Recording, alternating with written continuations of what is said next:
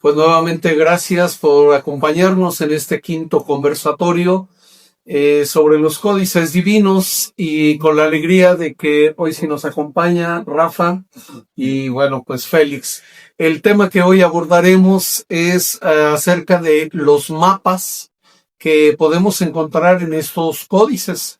En el primer día les comentaba que esa necesidad de la comunicación y sobre todo irlo graficando, y de ahí surgen los primeros códices, era el mapa, es decir, en dónde estamos asentados. En el caso de aquí, en el lago de Texcoco, ahí los aztecas o los mexicas, pues empezaron a ubicar los diferentes lagos, los ríos que conectaban, y pues todo este mapeo que se va realizando en todos los asentamientos. Lo mismo sucede en Tierra Santa, Caná de Galilea, también empieza esa necesidad. ¿Por qué? Porque el mapa nos ubica geográficamente, nos ubica en un lugar determinado, pero también dentro del mapeo está la parte histórica. ¿Por qué? Porque la geografía va cambiando, porque la civilización va cambiando y esto se va renovando, se va actualizando. Por lo tanto, el mapa nos ubica en el espacio y nos ubica en el tiempo. Y por eso, pues importante en estos códices, tanto de la Sábana Santa de Turín como de el Ayate de San Juan Diego, nos presentan estos mapas, con sus similitudes y con sus diferencias, como lo hemos venido desarrollando. Entonces, en el caso de la Sábana Santa, por derecho de antigüedad, pues vamos a empezar por ahí, Rafa. ¿Qué mapa podemos encontrar en la sábana? Fíjese que hay algo muy interesante en la Sábana Santa porque nos muestra 3 tiempos en una sola imagen, en este mapa pues del tiempo, pudiéramos decirlo así, y nos muestra también una ubicación en términos históricos, que es en el año 33 de nuestra era. ¿En qué sentido? Bueno, la Sábana Santa, con la imagen que nos presenta ahí, nos dice que coincide plenamente con una crucifixión romana, con todas las características de una crucifixión romana en aspectos básicos, porque esta fue una crucifixión que tuvo aspectos extraordinarios. Por ejemplo, viene una serie de flagelación que se dio en su momento. Nos narra las Santas Escrituras que Poncio Pilatos, tratando pues de que no se crucificara a Jesús, lo manda a azotar, y esto tiene una implicación jurídica, porque una vez que se dictaba una sentencia, ya no podía haber una segunda sentencia sobre un mismo delito, como sucede actualmente en la legislación que tenemos nosotros aquí en México o que existe en el mundo. Es decir, no se puede juzgar 2 veces a una persona por un mismo delito. Sí, pues sí. En este caso fue extraordinario porque se da la flagelación cuando se presenta Jesús, pensando pues Pilatos que ya no hay posibilidades de una segunda sentencia. Los judíos dicen: caiga su sangre sobre nosotros y sobre nuestras cabezas, y crucifícalo, ¿verdad? Y entonces presionan pues para que se dé esta segunda sentencia y se le crucifique. Pero es el único condenado a la crucifixión que fue flagelado, y que fue flagelado de una forma salvaje, que fue coronado, que fue traspasado, porque originalmente en estas crucifixiones romanas no se les flagelaba, se les dejaba ir por varios días hasta que solitos se murieran de asfixia, ¿no? Pero incluso la flagelación fue exagerada. Sí. O sea, porque la flagelación tiene un número determinado de azotes. Sí. Y aquí encontramos que fue prácticamente flagelado todo el cuerpo. Así es, prácticamente se habla de que fue el triple de los azotes que por ley estaba permitido infringir a una persona. Entonces, en términos estrictos, pues, en este mapa histórico, vamos a decirlo así, nos habla de que fue en los tiempos de los romanos, en una flagelación, en una crucifixión típica romana que se venía haciendo desde siglos atrás, pero que se dejó de hacer después de un tiempo y nos sitúa pues en esa circunstancia, en ese mapa. Pero además nos va presentando un mapa de 3 tiempos porque nos muestra el aspecto de la pasión del crucificado, es decir, nos habla de una serie de azotes que se recibieron con el flagellum romano, nos habla de una corona de espinas, un casco de espinas en su cabeza, están las huellas de las heridas, nos habla de unos clavos que traspasaron sus manos y sus pies para poder sostenerlo en este proceso de crucifixión. Nos habla de una pérdida de sangre importante que se da a partir de esta flagelación, de esta coronación. La frente es una zona muy sangrona, le decimos nosotros, donde fluye la sangre, ¿sí? Y entonces hay una pérdida muy, muy grande de sangre que se puede ver, que existe esta sangre tipo AB Y es eso, se hizo la prueba de sangre, y este tipo de sangre AB es muy común, o es la más común en la raza judía. En el resto de la humanidad, el tipo AB llega quizá al 10-12% de AB en otras razas. Entonces nos está diciendo que también es parte del mapa, que la persona que estuvo ahí, el hombre de la sábana, es un judío por el tipo de sangre. Eso también nos lo marca ese mapa, ¿no? Y nos muestra las posiciones en las que estuvo el crucificado. ¿Por qué? Porque en los brazos se puede ver hacia dónde corría la sangre en el momento de estar con los brazos suspendidos, pero además nos muestra la posición porque se va viendo cómo él intentaba acomodarse en posiciones diferentes, en lo que le permitía el hecho de estar clavado con una cierta movilidad para poder estar tomando aire, para poder estar hablando con quienes estaban presentes durante la crucifixión. Esa sangre, ese fluido de sangre y esa sangre cómo se va coagulando, nos va mostrando las diferentes posiciones también que tenía. Entonces nos muestra la pasión, pero luego nos muestra también un segundo tiempo, que es la muerte. Nos muestra una herida en el costado, una lanzada que coincide con las lanzas, el grosor de las lanzas que se utilizaban en aquel entonces por los romanos, y nos dice el mismo evangelio que sale o brota sangre y agua, es sangre y es el suero que se separa de la sangre cuando hay un cuerpo muerto. Y entonces la presencia de suero en la sábana santa nos muestra que el personaje ya estaba muerto. En este caso, nosotros los creyentes que hablamos de Jesús, obviamente no ha habido nadie con esas características de crucifixión en la historia, y entonces nos muestra que ese cuerpo estaba muerto. Pero además nos muestra el rictus mortis que hubo posteriormente cuando lo bajan, en donde cuando se generan las imágenes o estatuillas, vamos a decirlo así, una figura en algún material que ya nos muestra cómo estaba el cuerpo al momento de estar en la sábana santa, podemos ver que la pierna derecha queda en un rictus mortis más levantada porque ya no hay forma de bajarla sin romperla.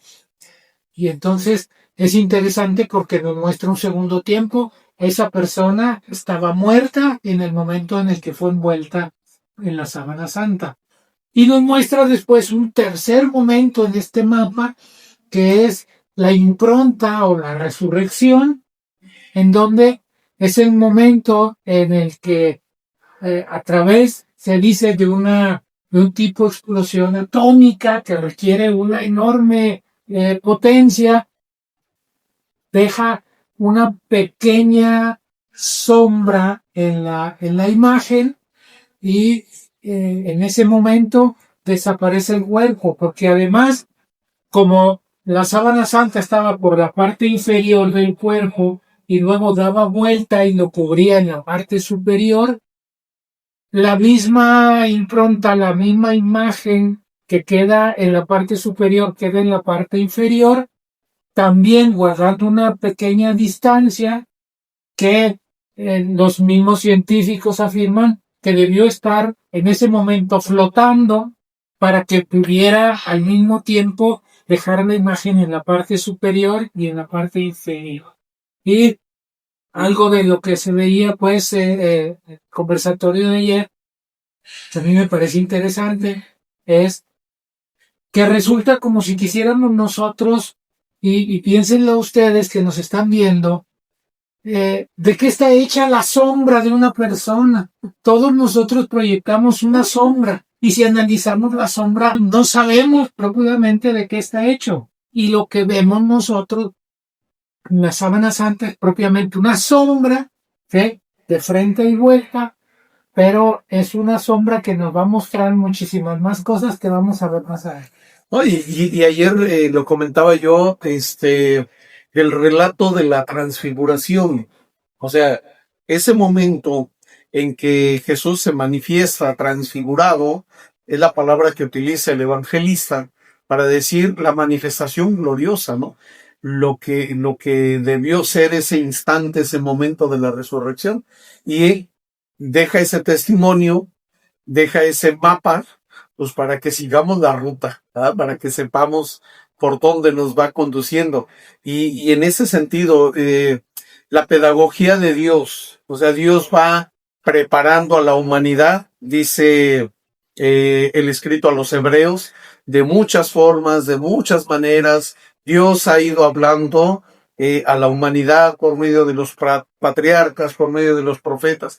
Y en estos últimos tiempos nos ha hablado por su propio Hijo. Y ahora, después de esa plenitud del tiempo, además de hablarnos por medio de su Hijo, nos sigue hablando por medio de estos acontecimientos.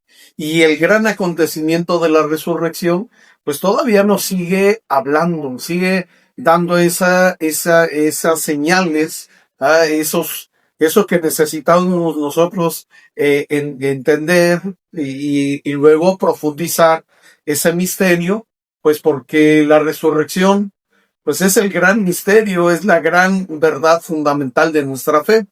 Dice San Pablo, si Jesús, el Cristo, no hubiese resucitado, vana sería nuestra fe, inútil, sin sentido. Entonces, ese gran misterio lo aceptamos como una verdad, es un misterio. No alcanzamos todavía a comprenderlo, pero ahí el mismo Dios nos va acompañando y nos va conduciendo para que pues vayamos profundizando y entendiendo mejor. La sábana santa en este sentido, pues, como lo es el Layate, es un Google Maps actual, es un Waze que nos va diciendo transita por aquí y vas a poder ver la pasión, ahora da vuelta, continúa por aquí, vas a ver la muerte y luego finalmente llegas al destino que es la resurrección. Y en el caso del Layate es una circunstancia similar. Pues muy similar. Y sobre todo, decíamos, son dos códices divinos. Entonces, si ya ayer hablábamos de la dificultad, de la imposibilidad de que hubiera intervención humana para pintar una imagen, ahora imagínense pintar en el iris, la pupila de la imagen de la Virgen, que es muy pequeña, y ahí poder pintar perfectamente imágenes de personas que quedaron grabadas ahí. Y esa esas imágenes de esas personas grabadas, ahí ya nos dan un relato, nos ubica en un momento histórico. La misma vestimenta de la Virgen, tanto el vestido como el velo, también son parte de este mapa. Exactamente. Sí, como lo mencionaba incluso dentro de la narración, el video que nos va anunciando, nos va hablando precisamente de aquellas cosas que utilizaste una palabra muy exacta, muy correcta, una pedagogía. Nos va dando a entender algo, nos está enseñando algo, pero aunque no lo comprendamos, a lo mejor porque no está escrito para nuestro tiempo, está escrito para más adelante. Para las personas que ahorita ya con el uso de la tecnología se fueron explicando estas cosas. Como por ejemplo, en la imagen de la Virgen de Guadalupe hubo necesidad de hacer propiamente todo este mapeo, esta radiografía, para poder llegar ahí y entender.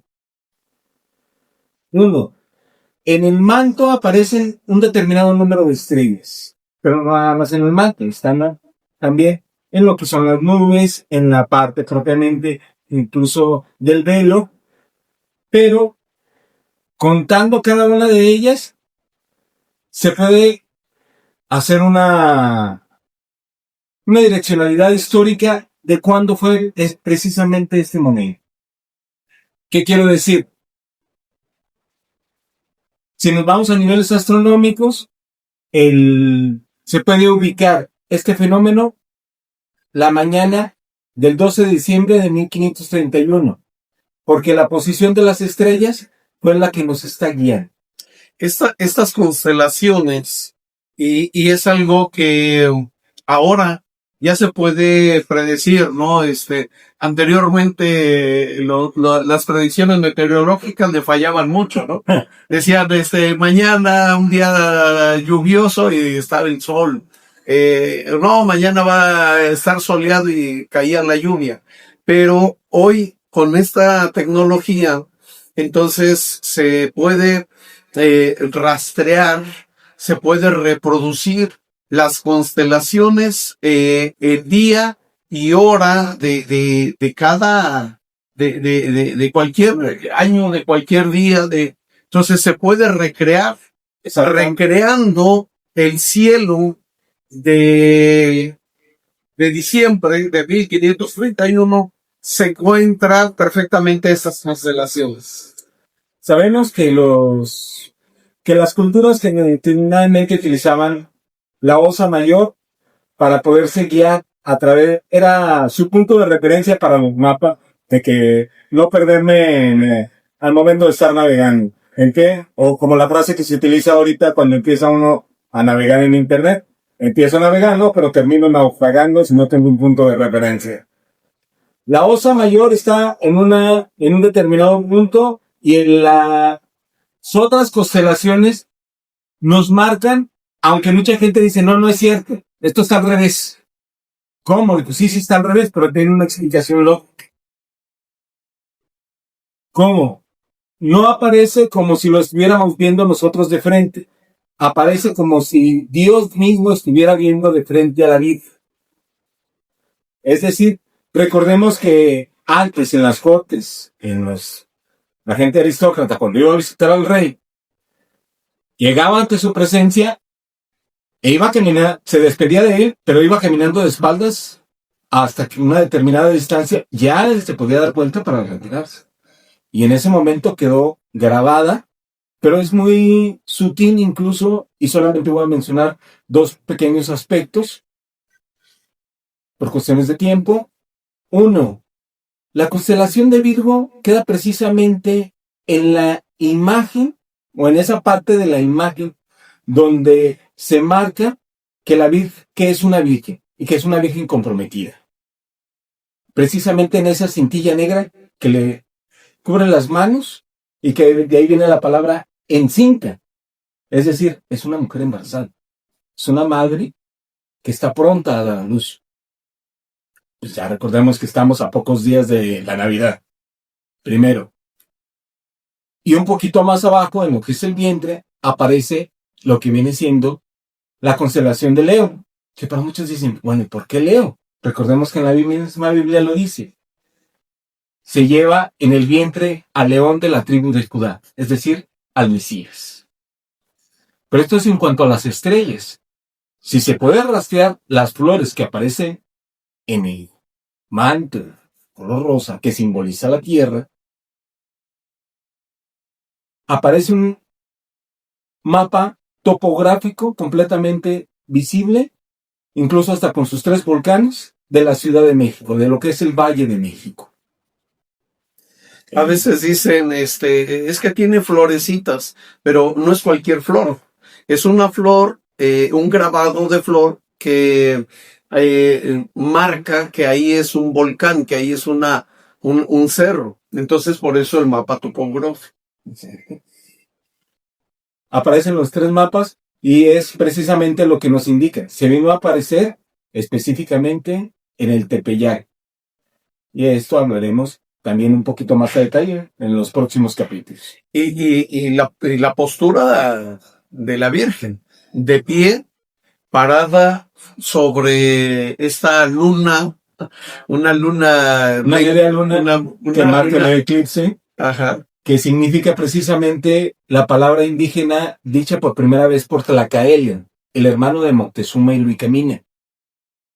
México, es decir, el ombligo de la luna. La Virgen está parada en el ombligo de la luna. Se vino a aparecer en México. Y dijo, aquí me quiero quedar. Exacto. Entonces es como tenemos todo este mapeo, ¿no? Estos 2 acontecimientos que nos descubren esta realidad y esta verdad y que, bueno, pues ojalá, ¿verdad?, que vayamos profundizando. Es imposible agotar los temas, ¿no?, en estas breves cápsulas y conversatorios, pero pues es también sembrar un poquito la inquietud en cada uno de ustedes y sobre todo, como lo hemos dicho, como lo ha dicho Rafa, fundamentados en la ciencia, porque pues la fe ya tiene la verdad. La ciencia es la que necesita encontrar esa manifestar la certeza respecto del fenómeno, sino incluso lo que ha venido haciendo. ¿Sabes qué? No tengo una explicación, pero genera la duda para que haya esa inquietud por investigar. Y en ese sentido, yo quisiera recomendar, si hay maestros que estuvieran viendo estas cápsulas, estos conversatorios, que sería muy interesante que a sus alumnos se los presentaran para que ellos pudieran analizar, pudieran investigar, pudieran llegar a sus propias conclusiones, porque precisamente este redescubrimiento que estamos haciendo de ambas imágenes nos sitúa en un momento en donde se ha perdido la fe, en donde puede ser un buen instrumento, ahora que todo el mundo dice, únicamente creo en aquello que la ciencia me pueda comprobar. Bueno, pues pónganlos a analizar toda esta serie de investigaciones científicas porque nos pueden acercar precisamente a la fe y puede cumplirse todo esto que se está dando con estas imágenes que son un mecanismo de conversión que además vamos a ver en el último capítulo. Muy bien, pues muchas gracias. Gracias, Félix. Gracias, Rafa, por acompañarnos. Y nos vemos en el próximo conversatorio. No se olviden de suscribirse, darle like, compartir, para que este mensaje pues llegue a más con la luz de la fe y la alegría del Evangelio. Que Dios les bendiga. Hasta luego.